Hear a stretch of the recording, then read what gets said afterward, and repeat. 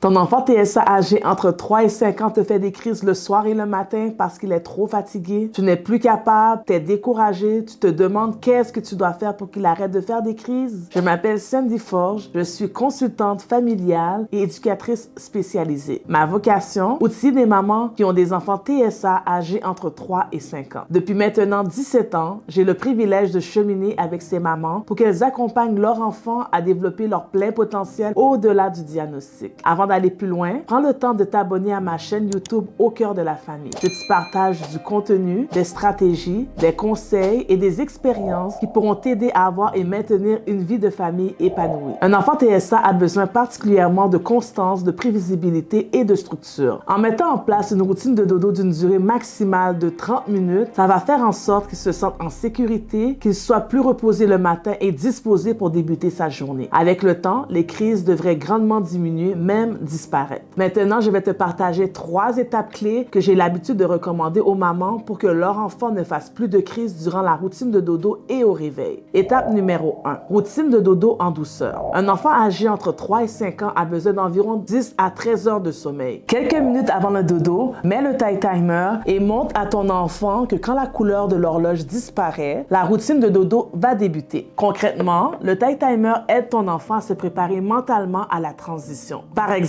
si ton enfant doit se lever à 7 heures, assure-toi qu'il soit dans son lit prêt à dormir au plus tard à 19h, 19h30. En passant, si tu n'as pas de timer pour te simplifier la vie, je t'ai mis mon lien d'affilié Amazon dans les commentaires pour t'en procurer un. Étape numéro 2. Rituel affectif. Laisse ton enfant choisir quelques objets qu'il aime pour sa routine de dodo. Par exemple, ça peut être un livre préféré, sa doudou ou son toutou. L'objectif, c'est de créer un rituel apaisant qui va rester constant chaque soir. La constance sécurise ton enfant et diminue les crises. Ça peut être une histoire calme, une musique douce, donner des câlins, dire des petits mots réconfortants comme « je t'aime » et utiliser une lumière tamisée pour aider à créer une atmosphère paisible. Juste avant de te dévoiler la 3e et dernière étape, clique sur le pouce vers le haut si tu trouves que ce que je t'ai partagé jusqu'à présent t'a aidé. Étape 3. Communication. Que ton enfant soit verbal ou non verbal, pense à utiliser des mots simples, des images ou des pictogrammes pour expliquer chaque étape de la routine. Par exemple, « Ok là, c'est temps d'aller faire dodo » en lui montrant l'image qui représente le moment d'aller dormir. Ça va aider ton enfant à se situer dans le temps et à mieux comprendre à quelle étape il est rendu dans la routine.